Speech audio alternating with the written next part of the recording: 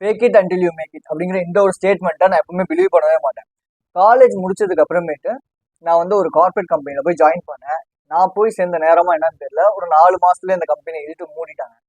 சரி, அதுதான் இழுத்து மூடிட்டாங்களேன்னு சொல்லிட்டு அப்போதைக்கு எனக்கு சர்வைவிங்க்கு எதுவுமே கிடையாது. ஸோ ஒரு சேல்ஸ் ஜாப் போகலாம் அப்படின்னு சொல்லி சேல்ஸ் ஜாப் போனேன்.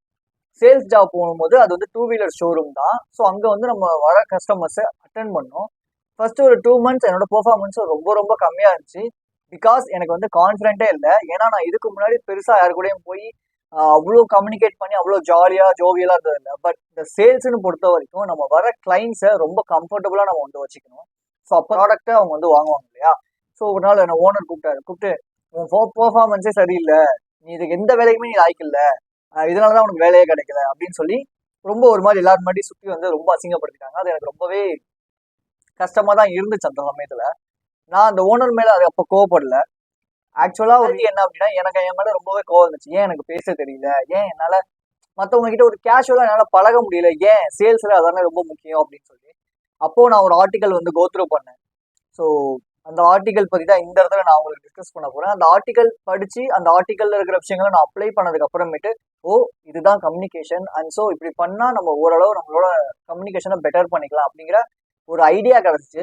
ஸோ இந்த வீடியோ ஒரு ஃபுல் அண்ட் ஃபுல் ஒரு கைடாக இருக்க போது, எப்படி நீங்கள் பிகினராக இருந்தாலும் சரி, இல்லை இன்டர்மீடியட்டாக இருந்தாலும் சரி, எப்படி யாராக இருந்தாலும் ஈஸியாக வந்து கம்யூனிகேட் பண்ணலாம். ஸோ இந்த கம்யூனிகேஷன் அப்படின்னா என்ன, இதில் என்னென்ன டைப்ஸ் இருக்குது, இதில் ஆடியன்ஸ்னா யார், இதெல்லாம் பற்றி டீட்டெயிலாக இந்த வீடியோவில் நான் டிஸ்கஸ் பண்ண போகிறேன். ஜஸ்ட் இது வந்து டிப்ஸான ஒரு வீடியோ கிடையாது, ஓகேவா. நீங்கள் மற்ற வீடியோ பார்க்குற மாதிரி ஒரு ஜாலியாக அது என்ன சொல்லுவீங்க, இந்த டோபமைன் ரிலாக்ஸ் பண்ணுற மாதிரியான வீடியோ கிடையாது. இது ரொம்ப ரொம்ப low dopamine video, and so இது ரொம்ப ரொம்ப education type video. So video வரைக்கும் ஃபுல்லாக பாருங்கள். ஐ ஹோப் இந்த வீடியோ நீங்கள் இது வரைக்கும் பார்த்துட்டு இருக்கீங்க அப்படின்னாலே நீங்கள் ஒரு வாரியர்ஸ் தான், உங்களுக்குள்ளேயே நீங்கள் ஃபைட் பண்ணிட்டு இருக்கீங்க. ஏதோ ஒரு விஷயத்தை நீங்கள் கற்றுக்கணும்னு நினைக்கிறதுனால தான் எஜுகேஷன் டைப் ஆஃப் வீடியோஸ் வந்து லாங் ஃபார்மல் வீடியோஸ் நீங்கள் பார்க்குறீங்க.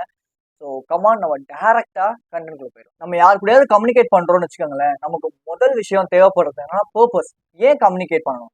அது வந்து காசிப் பேசுறதா இருக்கலாம், என்ன ரோல் ஆகுது, காசிப் பேசுறதுக்காக இருக்கலாம், இல்லை மற்றவங்களை பற்றி ஏதாவது அசிங்கமாக திட்டுறதுக்காக இருக்கலாம். ஏதோ ஒரு விஷயத்துக்காக தான் நம்ம கம்யூனிகேட் பண்ணணும்னு நினைக்கிறோம் இல்லையா. லைக் வந்து ஸ்டூடெண்ட்ஸ் எடுத்துக்கிட்டிங்கன்னா டீச்சர்ஸ் கிட்ட டவுட்ஸ் கேட்கறதுக்காக கம்யூனிகேட் பண்ணுவாங்க. அதுக்கு மட்டும் தானா? அப்படி கிடையாது, நிறைய விஷயங்களுக்காக கம்யூனிகேட் பண்ணுவாங்க. பேரண்ட்ஸ் அவங்களோட ஸ்டூடெண்ட்ஸ் கிட்ட நல்லா படிக்கணும் அப்படிங்கிறதுக்காக கம்யூனிகேட் பண்ணுவாங்க. குழந்தைங்க அவங்களோட அம்மா கிட்ட பசிக்குது, சாப்பாடு வேணும் அப்படிங்கிறதுக்காக கம்யூனிகேட் பண்ணுவாங்க. இது எல்லாமே வேர்பல்ல, ஐ மீன் வார்த்தைகள்ல மட்டும் இருக்காது, எனி கைண்ட் ஆஃப் கம்யூனிகேஷன் வந்து இருக்கும் இல்லையா. ஸோ இதுதான் கம்யூனிகேஷன். கம்யூனிகேஷனை பொறுத்தவரை 2 டைப் இருக்கு. இது நம்ம மஸ்ட், இது ரொம்ப ரொம்ப மஸ்டா தெரிஞ்சுக்கணும். நம்பர் 1 எஃபெக்டிவ் கம்யூனிகேஷன், நம்பர் 2 நான் effective communication. Effective in the sense, நம்ம பேசுறது நல்ல ஒரு அர்த்தமுள்ள வார்த்தைகளா, லைக் வந்து நம்மளோட கரியரை டெவலப் பண்ற மாதிரியோ, நம்மளோட லைஃபை டெவலப் பண்ற மாதிரியோ ஏதாவது ஒரு விஷயமா இருக்கணும் எஃபெக்டிவ்ங்கிறது. நான் எஃபெக்டிவ் அப்படிங்கிறது காசிப் பேசுறது, தேவையில்லாத விஷயங்களை பேசுறது, அர்த்தமற்ற விஷயங்களை பேசுறது, சும்மா ஆர்கியூ பண்றது, இதெல்லாமே நான் எஃபெக்டிவ்ல வரும். அண்ட் ஸோ நீங்க கம்யூனிகேட் பண்ண போற ஆடியன்ஸ் எப்படிப்பட்டவங்கிறத நீங்க இந்த ஒரு விஷயத்துல தான் கண்டுபிடிக்க போறீங்க. எஃபெக்டிவா நீங்க மற்றவங்களோட பேசுறீங்க அப்படின்னா உங்களோட ஆடியன்ஸும், ஐ மீன் உங்க கூட பேசுறவங்களும் எஃபெக்டிவான கம்யூனிகேட்டர்ஸா இருப்பாங்க. நீங்க சும்மா தேவையில்லாம காசிப் பண்றீங்க, காசிப்பா பேசுறீங்க, தேவையில்லாத விஷயங்கள்லாம் பேசிக்கிட்டு இருக்கீங்கன்னா அதுக்கேற்ற மாதிரியான ஆடியன்ஸ் தான் நீங்க வந்து அட்ராக்ட் பண்ணுவீங்க. ஸோ இந்த 2 விஷயம் தெரிஞ்சுக்கிட்டதுக்கு அப்புறமேட்டு மீடியம் அப்படின்னு ஒன்று இருக்கு. மீடியம் இந்த sense Tamil medium English medium கிடையாது. மீடியம்னா 2 பேரை இணைக்கிறதுக்கு பேர் தான் மீடியம். லைக் வந்து நீங்க உங்களோட கேர்ள் ஃப்ரெண்ட் கிட்ட சேட் பண்றீங்க அப்படின்னா அதுக்கு ஹெல்ப்ஃபுல்லா இருக்கிறது வாட்ஸ்அப், இன்ஸ்டாகிராம் இல்லையா. இந்த மாதிரி இதெல்லாம் வந்து மீடியம்ஸ். ஸோ கம்யூனிகேஷனை பொறுத்தவரை மீடியம்ஸ் எது ஒருத்தர் 2 பேரை இணைக்குது அப்படின்னா வேர்பல், நான் வேர்பல், ரிட்டன், விஷுவல். வேர்பல் அப்படின்னா இப்போ நான் பேசிட்டு இருக்கேன் இல்லையா, இது வந்து வேர்பல். நான் வேர்பல் அப்படின்னா இப்போ வந்து எக்ஸாம் டைம்ல நீங்க என்ன பண்ணுவீங்கன்னா மச்சான் ஃபர்ஸ்ட் கொஸ்டின் அப்படின்னு சொல்லி கேட்குறீங்க இல்லையா, இது வந்து நான் வேர்பல். ரிட்டன் அப்படின்னா நீங்க வந்து மெசேஜ் பண்றது, சேட் பண்றது, இமெயில் பண்றது, பிளாக்ஸ் எழுதுறது, இது எல்லாமே வந்து ரிட்டன்ல வரும். விஷுவல்னா இந்த சார்லி சாப்ளின் மூவிஸ்லாம் வந்து பாத்தீங்கன்னா வாய்ஸே இருக்காது, ஜஸ்ட் ஆக்ஷன்ல மட்டுமே கன்வே பண்ணுவாங்க எல்லா விஷயத்தையுமே. இது வந்து நான் வெர்பல், இது வந்து விஷுவல்ல வரும். ஸோமா நம்ம லைஃப்ல யூஸ் பண்ண போறதுல 3 விஷயங்கள் தான் அடங்கியிருக்கும். ஒன்று வேர்பல், இன்னொன்று நான் வேர்பல், இன்னொன்று ரிட்டன் அப்படிங்கிறது. ஸோ இதில் நிறைய சப்டைப்ஸ் இருக்கு, பட் அது நமக்கு இங்க தேவை கிடையாது. ஸோ இது எல்லாமே ஒரு பேசிக்கான ஒரு விஷயம். இதை தெரிஞ்சுக்கிட்டா தான் நெக்ஸ்ட் கம்யூனிகேஷன் எப்படி நம்ம ஸ்ட்ரக்சர் பண்ணலாம் அப்படின்னு தெரியும். கம்யூனிகேஷனை பொறுத்தவரை நம்ம எல்லாருக்குமே ஈஸியாக புரியுற மாதிரி இருக்கணும். லைக் வந்து சிம்பிளிஃபையாக இருக்கணும் ஒரு விஷயம். இப்போ நான் வந்து ஷோரூம்ல வேலை செஞ்சுட்டு இருக்கும் போது எனக்கு வந்து இந்த ஏபி பிரேக்ஸ்னா என்ன, டிஸ்க் பிரேக்னா என்ன, தென் வந்து BS6னா என்ன, இது இன்ஜின்னா என்ன, இதெல்லாம் வந்து எனக்கு என்னோட மேனேஜர் சொல்லி கொடுத்தாரு. அவர் எனக்கு ரொம்ப டஃப்பாக தான் சொல்லி கொடுத்தாரு. பட் அதை நான் எடுத்துக்கிட்டு கிளைண்ட்ஸ் கிட்டேயோ கஸ்டமர்ஸ் கிட்டேயோ நான் அதை கன்வே பண்ணும்போது அவங்களுக்கு புரியுற வகையில நான் கன்வே பண்ணேன். எக்ஸாம்பிளுக்கு BS4 விட BS6 ஏன் வந்து சூப்பர் அப்படின்னா, BS4ல கார்பரேட்டர் இருக்கும், BS6ல கார்பரேட்டர் இருக்காது. வண்டி ரொம்ப ஸ்மூத்தா இருக்கும் அண்ட் ஸோ மைலேஜும் நல்லா தரும். இப்படிங்கிறதான் கான்செப்ட். ஓகேவா? ஆனா அப்படிதான் இருக்கான்னு கேட்டீங்கன்னா அது எனக்கு தெரியாது. பட் கான்செப்ட் அதுதான். இதை தான் நம்ம வந்து கிளைண்ட்ஸ் கிட்ட கன்வே பண்ணணும். ஓகேவா? ஸோ இப்படி நான் சொல்லும் போது எல்லாருக்குமே ஈஸியா புரியும். But at the same time நான் வந்து எங்க மேனேஜர் எனக்கு எப்படி சொன்னாரோ அதே மாதிரி நான் உங்களுக்கு சொன்னேன் அப்படின்னா கஸ்டமர்ஸுக்கு சுத்தமா புரியாது.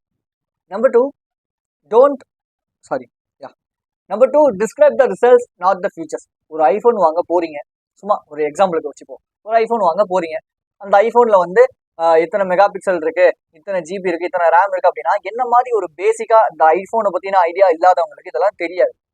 ஐடியா இருக்கிறவங்களும் தெரியும் ஐடியா. பட் இதுவே வந்து நம்ம அந்த ரிசல்ட், அதாவது வந்து ஐஃபோன் வாங்கினீங்க அப்படின்னா கேமரா குவாலிட்டி சூப்பரா இருக்கும், வாய்ஸ் வந்து சூப்பரா இருக்கும், ஃபோன் வந்து ஹேங்கே ஆகாது, ரொம்ப நேரம் சார்ஜ் நிற்கும், இதெல்லாம் ரிசல்ட்.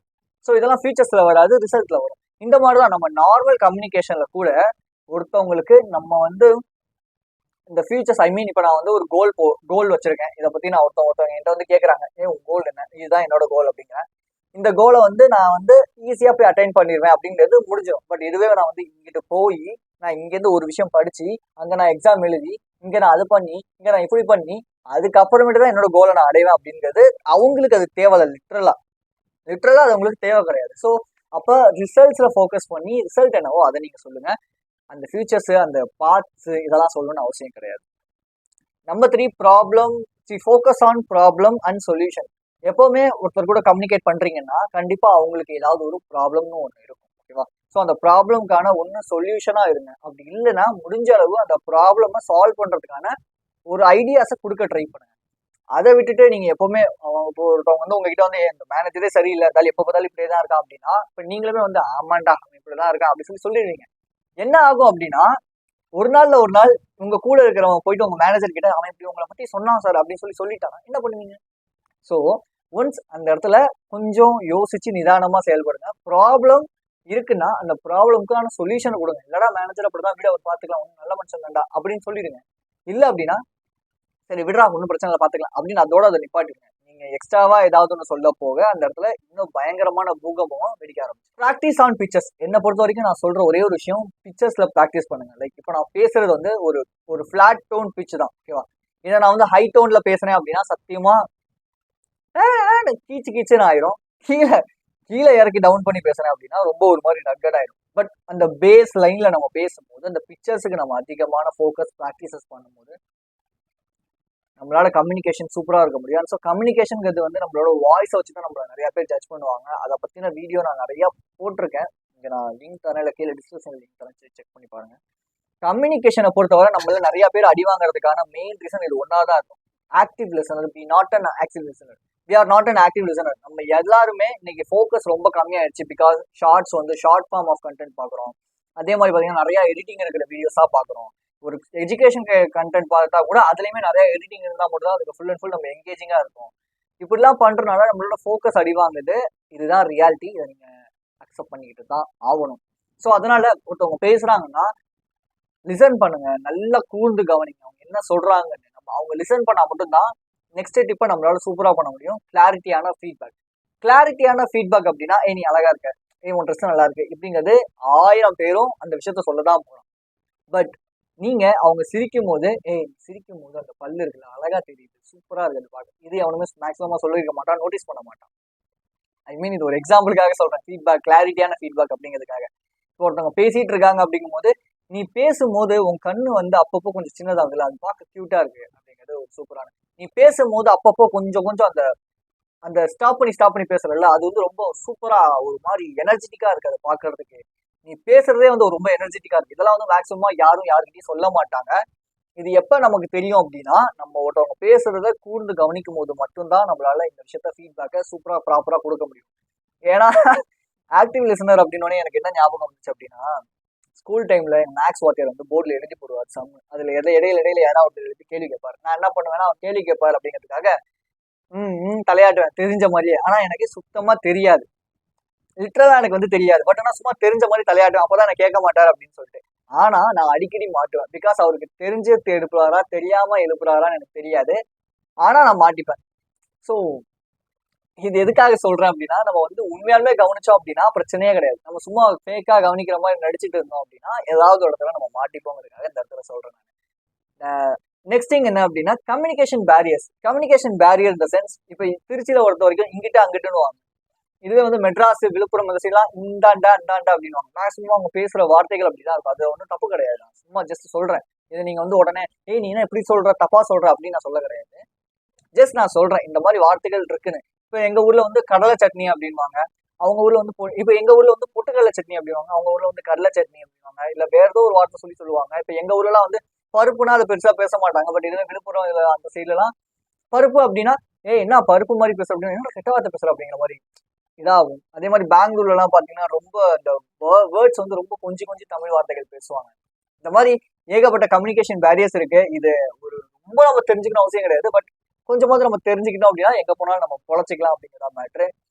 ஸோ இந்த வீடியோ யூஸ்ஃபுல்லா இருந்துச்சுன்னா லைக் பண்ணி சப்ஸ்கிரைப் பண்ணி இல்லை வேற ஏதாவது யூஸ்ஃபுல்லா இருக்கும்னா ஷேர் பண்ணுங்க. நம்ம மென்டல் ஹெல்த்தை பத்தி இன்னும் நிறைய கவர் பண்றதுக்கு ட்ரை பண்ணுவோம். போர்ட்லாம் வாங்கியாச்சு. நெக்ஸ்ட் வீடியோ வந்துகிட்டு இருக்கு. ஸோ எனக்கு தேவையெல்லாம் உங்களோட சப்போர்ட் மட்டும்தான்.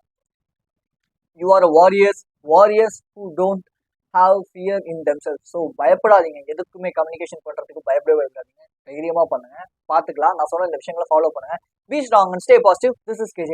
I will see you in this video and thanks for watching.